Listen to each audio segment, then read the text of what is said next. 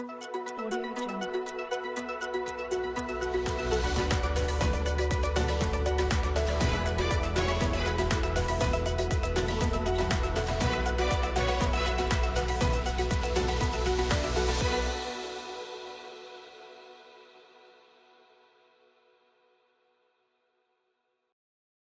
Kembali lagi bersama saya Yunita Kaunat di Jaksa Menyapa.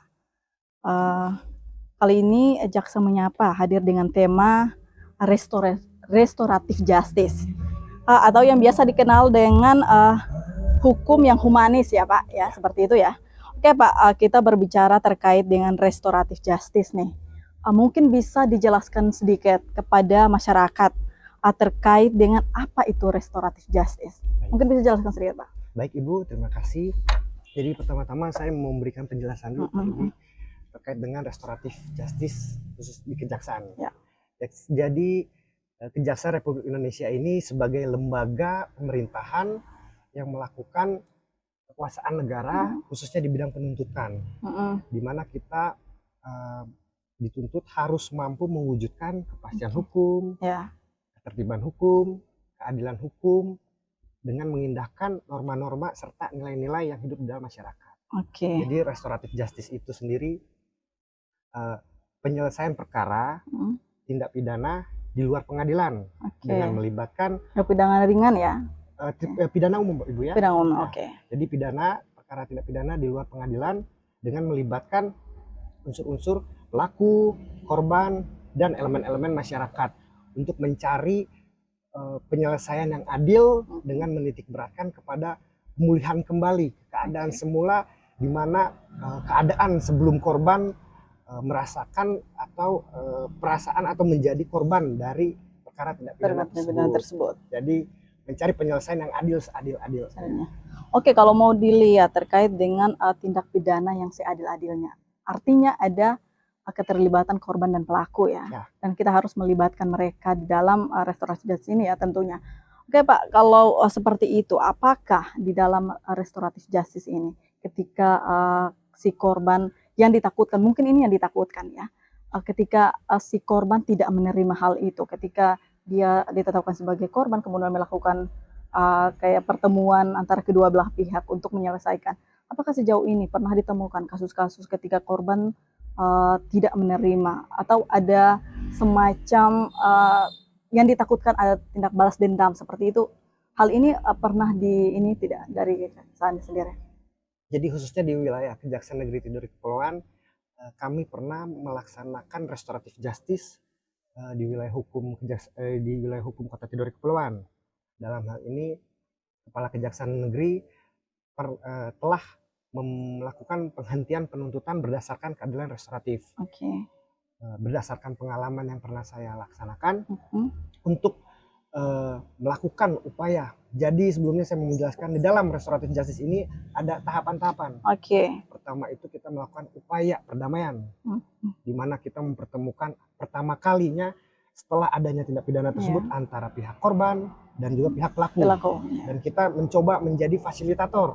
Dalam hal ini menjadikan fasilitator itu kita memfasilitasi mereka berdua untuk berbicara atau mengungkapkan perasaan ataupun unek-unek lah seperti itu ya. Jadi unek-unek, jadi tidak ada lagi perasaan atau unek-unek yang nantinya terindikasi menjadi rasa pembalasan. Jadi setelah upaya perdamaian tersebut kita sampaikan dan disepakati oleh kedua belah pihak, baik pelaku ataupun korban, selanjutnya kita melaksanakan proses perdamaian. Proses perdamaian itu kita laksanakan. Jadi dalam proses perdamaian itu kita memberikan petunjuk-petunjuk dalam hal ini pengetahuan terkait dengan restoratif justice, di mana untuk perdamaian tersebut itu bisa dilakukan dengan syarat atau tanpa syarat. Dengan jadi perdamaian ini, bentuk perdamaian ini harus senyata-nyatanya itu timbul secara keikhlasan dari baik kedua itu dari belah pihak ya. Betul, tanpa adanya intervensi baik dari fasilitator ataupun elemen masyarakat yang turut adil dalam memberikan atau mencari penyelesaian yang adil tersebut. Pak, kalau mau dilihat untuk Kota Tidore sendiri nih, sudah berapa kasus yang diselesaikan terkait dengan restoratif justice tersendiri? Untuk kasus secara kuantitatif, kalau kita berbicara nominal ataupun angka di situ Bu ya. Sebenarnya untuk restoratif justice ini tidak bisa kita sandingkan dalam bentuk angka, dikarenakan kita menjaga kualitas restoratif justice tersebut. Maksud kita pimpinan memberikan petunjuk, pedoman kepada kami semua, khususnya di kejaksaan, untuk memberikan suatu pendekatan restoratif justice ini sesuai dengan kualitas. Jadi tidak semua perkara itu dapat dilaksanakan restoratif justice. Tetapi kita telah melaksanakan penghentian penuntutan berdasarkan keadilan restoratif ini sebanyak 2 perkara yang berkualitas, yang menurut kami itu layak untuk diajukan pendekatan restoratif. Perkara-perkara seperti apa saja yang bisa masuk dalam restoratif justice tersebut? Baik, jadi di dalam peraturan Jaksa Agung di tahun 2020 beliau mengeluarkan Perja nomor 15 tahun 2020. Dalam Perja tersebut dalam pasal 5 terdapat kriteria terkait dengan apa saja yang bisa dilaksanakan menggunakan pendekatan restoratif justice ini. Jadi tersebut ya. Tindak pidana itu tidak lebih dari 5 tahun. Oh, jadi artinya bahwa tindak pidana itu tidak di atas itu 5 tahun ya, berarti di bawah ancamannya di bawah 5 tahun ya. Kemudian pelaku tindak pidana ini baru pertama kali melakukan tindak pidana. Berarti yang kasus yang pertama ya, yang dilakukan si korban gitu. Yang dilakukan oleh si pelaku. Pak, ini ada kemungkinan berarti akan pernah dipikirkan tidak, orang akan berpikir bahwa ternyata kalau kita yang belum pernah melakukan tindakan kejahatan atau pidana ringan atau seperti itu, kita bisa melakukan karena ada restoratif justice yang meringankan. Mungkin hal itu pernah dipikirkan tidak untuk ketika restoratif justice ini diterapkan? Baik Ibu, seperti yang sebelumnya pernah tadi saya jelaskan, jadi kita dalam melaksanakan restoratif justice ini tersebut, kita itu melihat kualitas. Maksud kita melihat apa yang menjadi atau apa yang melandasi pelaku ini melakukan tindak pidana. Kita melihat dari sisi-sisinya demi memberikan kepastian hukum, kemanfaatan hukum, serta keadilan hukum. Dan tujuan hukum tersebut itu harus adil, dalam artian baik untuk kepada si pelaku maupun kepada si korban. Jadi kita melihat latar belakang atau kualitas dari perkara tersebut itu seperti apa. Jadi tidak semua kita berikan pendekatan restoratif justice ini seperti itu. Mungkin bisa digambarkan salah satu contoh kasusnya seperti apa tuh? Jadi yang sempat menarik itu di Kejaksaan Negeri Tidore Kepulauan, khususnya baru-baru ini pimpinan Jaksa Agung Muda Tindak Pidana Umum melalui Direktur telah menyetujui restoratif justice di Kejaksaan Negeri Tidore Kepulauan. Dalam hal ini pelaku atau telah melakukan tindak pidana kecelakaan lalu lintas. Jadi pelaku ini telah melanggar ketentuan undang-undang lalu lintas di mana dia mengendarai kendaraan bermotor dengan lalai yang mengakibatkan orang meninggal dunia. Setelah kita teliti, setelah kita pahami, setelah kita perdalam kasus posisi tersebut, kita ungkap kebenaran materialnya, di mana pelaku ini secara tidak sengaja ataupun disebut lalai. Tidak ada bermaksud untuk melakukan tindak pidana tersebut. Kemudian kita gali juga kehidupan secara sosial dia secara jadi bermasyarakat. Ini komplit ya. Siap. Jadi kita lihat juga dari sisi kehidupan dia sehari-hari seperti apa, di mana ibu ini, jadi saya sebut aja ibu ya, seseorang ini membantu untuk menjadi tulang punggung keluarga. Kemudian dia harus memberikan untuk menafkahi keluarganya. Ya, jadi begitu Ibu ya. Jadi kita pelajari juga baik dari sisi sosialnya, kehidupan dia sehari-hari di masyarakat seperti apa, serta kita sampai dengan tanya di level ketua lingkungan dia ataupun kelurahan seperti jadi itu. Jadi memang digali memang sangat dalam ya, sampai di tingkat bagaimana kehidupan di sekitarnya seperti itu ya. Apakah ini juga menggali tentang bagaimana ekonomi, berarti tadi karena dia tulang punggung berarti sektor ekonomi juga dipertimbangkan seperti itu ya. Dan ini diselesaikan dengan restoratif justice. Untuk sejauh ini, bagaimana tanggapan masyarakat terkait dengan penerapan restoratif justice ini sendiri? Jadi untuk tanggapan masyarakat, tentunya kita pada saat melaksanakan restoratif justice tersebut itu Sultan Tidore memberikan apresiasi. Dalam hal ini beliau dengan sangat bangga kepada pimpinan kami, pimpinan tertinggi di Kejaksaan Negeri Tidore Kepulauan, memberikan piagam. Dalam hal ini memberikan piagam dalam bentuk apresiasi bahwa Kejaksaan Negeri Tidore Kepulauan ini telah hadir di tengah-tengah masyarakat, memberikan keadilan, memberikan juga kepastian dan kemanfaatan untuk rakyatnya. Jadi begitu, Ibu. Kalau mungkin sejauh ini orang akan mengenal soal kejaksaan ini mungkin menangkap orang seperti itu ya. Dengan adanya restoratif justice mungkin dia lebih ke bawah kepada level masyarakatnya ya. Mungkin ini saya tanya salah satu lagi nih terkait dengan apakah Kota Tidore juga sudah mempunyai rumah restoratif justice? Mungkin bisa jelaskan sedikit terkait rumah restoratif justice tersebut. Terima kasih Ibu. Jadi di tahun 2022 sesuai dengan pimpinan Jaksa Agung di mana di tiap-tiap wilayah kabupaten, kota ataupun provinsi untuk mengadakan rumah restoratif justice. Jadi rumah restoratif justice ini apa sih? Pertanyaannya mungkin besar, banyak masyarakat yang pasti bertanya, apa itu restoratif? Apa itu rumah restoratif? Bisa jelaskan. Jadi rumah restoratif justice ini secara inti di mana rumah tersebut itu menjadi wadah.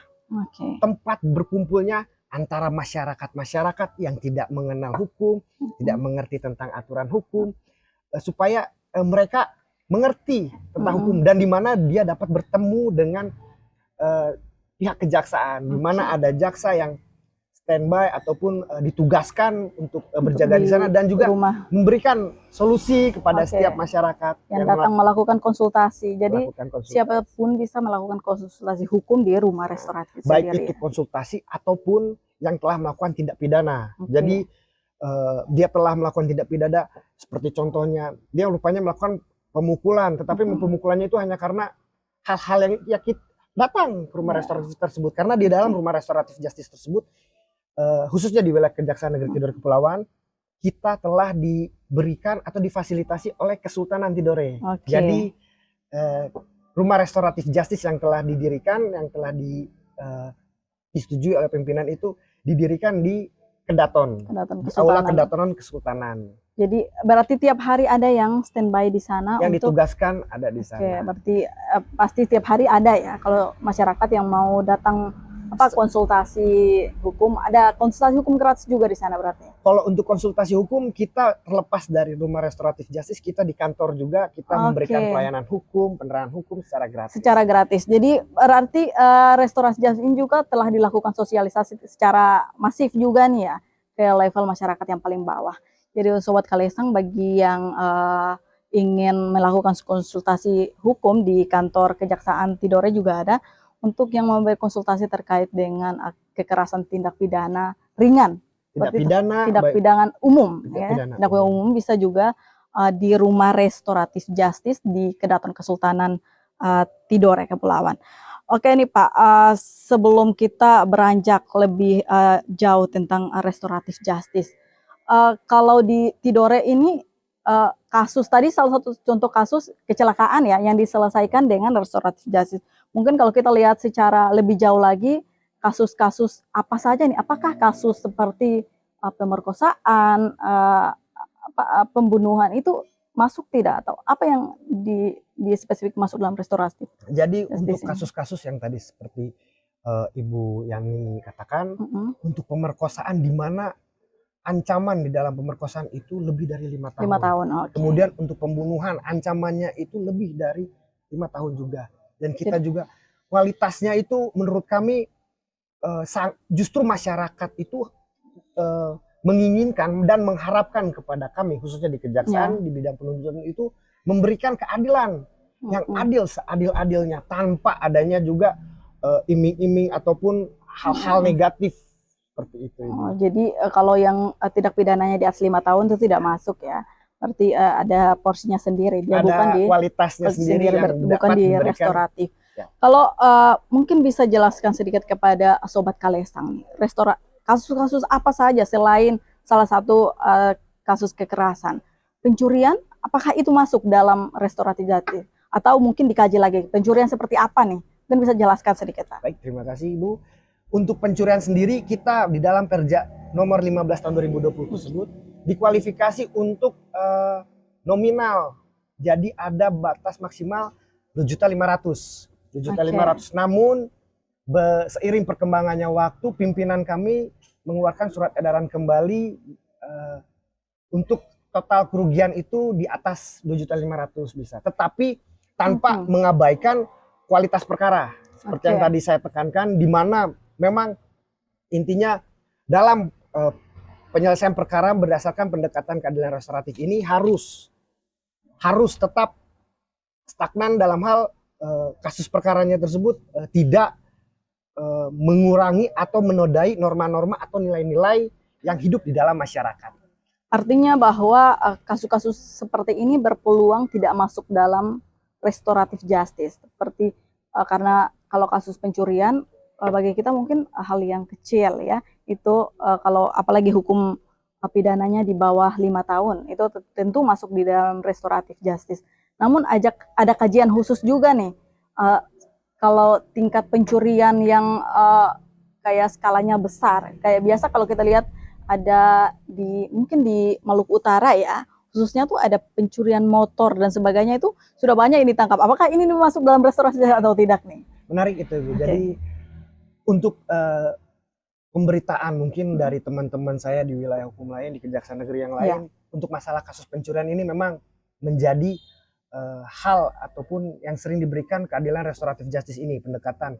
Jadi tetapi kualitas perkara tersebut tetap tidak kita kesampingkan, di mana kita perhatikan, Ibu, dia melakukan pencurian ini sebabnya apa? Contohnya, misalkan contoh kecil, contoh nyatanya juga di salah satu kejaksaan negeri, pencuri ini melakukan pencurian dikarenakan dia membutuhkan biaya untuk hidup sehari-hari serta menghidupi 3 anak dan istrinya. Kemudian ada juga seorang yang melakukan pencurian handphone dikarenakan anaknya dibutuhkan untuk sekolah daring. Jadi itu yang sempat viral juga tuh ya, Pak. Viral juga, betul. Jadi negara dalam hal ini, kejaksaan hadir di tengah-tengah masyarakat untuk memberikan keadilan, kemanfaatan hukum, ketertiban hukum, dan kepastian hukum.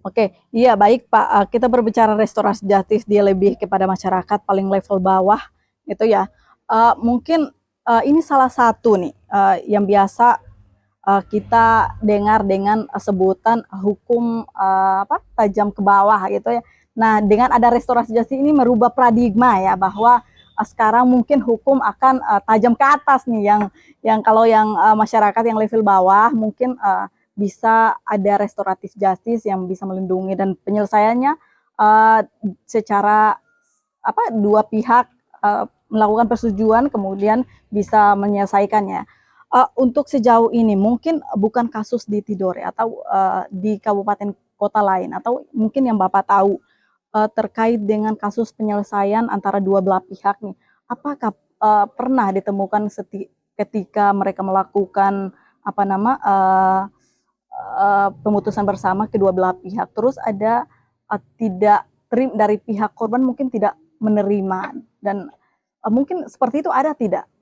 Kalau untuk sejauh ini? Sejauh ini yang saya ketahui, Jampidum itu telah melakukan setiap kita melakukan ekspos ataupun permohonan persetujuan untuk penyelesaian perkara berdasarkan keadilan restoratif ini, pimpinan tertinggi kami khususnya di bidang Pidum, Jampidum itu memimpin langsung, Ibu, memimpin langsung setiap harinya ekspos perkara terkait dengan restoratif justice. Jadinya untuk pimpinan mengetahui secara detail, secara nyata itu kasus posisinya seperti apa. Jadi untuk sampai dengan korban tidak mau, sejauh ini saya belum pernah mendengar juga. Belum ditemukan ya. Siap. Dan semoga kita tidak menemukan. Ketika ada restorasi justice ini sangat membantu ya tentunya ya. Apalagi orang-orang yang karena terpaksa melakukan kejahatan seperti itu ya.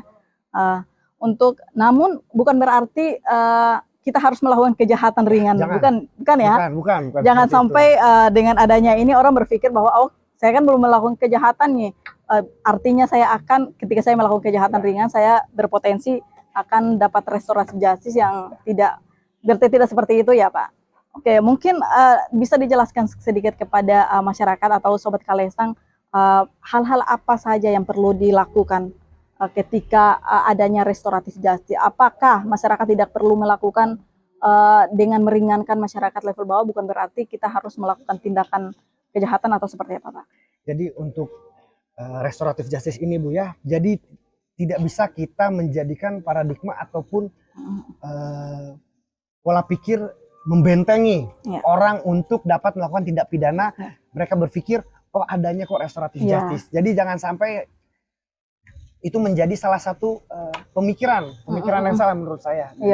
Orang melakukan tindak pidana itu secara sadar, secara mengetahui, sadar akan akibat, kemungkinan. Jadi dia mengetahui secara sadar dia melakukan tindak pidana tersebut itu bukan semata-mata dia tanpa ada sebab. Jadi kita lihat dari kasus posisinya dia melakukan tindak pidana, dan besar harapan kami tidak menjadi atau disalahgunakan oleh para yang ada di kejaksaan itu sendiri ya. Oke Pak, mungkin dengan adanya restoratif justice, apa yang menjadi harapan besar dari Kejaksaan Tidore sendiri? Jadi harapan besar untuk pimpinan kami, harapan besar keadilan restoratif justice ini itu supaya elemen-elemen masyarakat itu dapat merasakan sejauh ini seperti yang tadi Ibu Yuni sampaikan, hukum itu tajam ke bawah, tapi tumpul ke atas. Itu tidak ada lagi. Jadi harapan pimpinan kami itu agar adil itu jadi hukum itu tajam ke atas, humanis ke bawah. Jadi sampai dengan level terendah dalam hal ini bukan hanya masyarakat yang tidak mampu, masyarakat yang kurang mampu itu bisa merasakan. Jadi kita negara hadir di dalam tengah-tengah masyarakat. Agar masyarakat juga merasakan ini ya. Kalau kita mau lihat ada beberapa contoh kasus kayak di beberapa mungkin di pemberitaan ya yang nenek Minah. Itu ya. Apakah dengan adanya kasus-kasus seperti ini Kejaksaan terpanggil untuk menerapkan salah satunya restoratif justice ini agar bisa membantu masyarakat level paling bawah ini? Betul.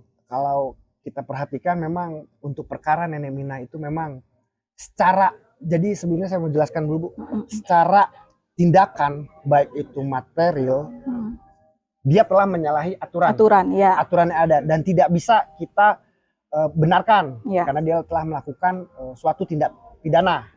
Tetapi secara hati nurani, secara pola pikir kita lihat seorang nenek-nenek yang telah berumur melakukan tindak pidana, hati nurani kita dalam hal melakukan penuntutan ataupun menahan seorang nenek, apalagi nenek ibu, perasaan kita seperti apa, tersentuh pastinya.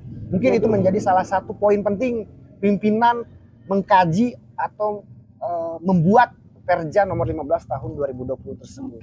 Supaya nanti ke depannya tidak ada lagi perkara-perkara yang seperti itu yang dilakukan penuntutan di persidangan. Jadi sebelum dilimpahkan ke pengadilan itu diberikan pendekatan secara keadilan restoratif justice. Ya itu dia Sobat Kalesang, sudah tadi dijelaskan harapan besar daripada Kejaksaan Tidore ya. Mungkin ini terakhir Pak, dengan Tidore sudah mempunyai rumah restoratif justice. Apa yang jadi harapan dengan adanya rumah restoratif justice tersebut? Untuk harapan besar, pimpinan pada saat itu Kepala Kejaksaan Negeri Tidore Kepulauan mengharapkan dengan besar agar masyarakat di wilayah Tidore Kepulauan untuk dapat aktif ataupun jangan malu-malu, jangan sungkan-sungkan datang, kami terbuka dengan lebar, membuka tangan untuk memberikan pemahaman serta juga memberikan sebuah petua-petua ataupun nasihat-nasihat seperti itu Ibu. Jadi besar harapan agar masyarakat ini lebih aktif, jangan malu-malu.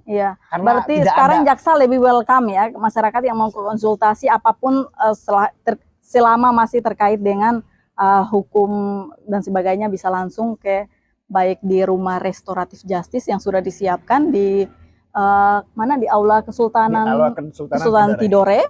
Anda bisa langsung di sana karena di sana juga setiap harinya ada petugas yang akan melayani masyarakat yang melakukan konsultasi tindak pidana umum seperti itu ya Pak ya. Oke, terima kasih Jaksa Menyapa bersama saya kembalikan Jaksa Menyapa dengan hari ini dengan saya Yunita Kaunar dan narasumber kita hari ini Pak Alexander Maradentua. Oke, terima kasih Pak Alex sudah hadir bersama kami di Kaleseng TV di Jaksa Menyapa. Selamat sore Pak. Selamat sore.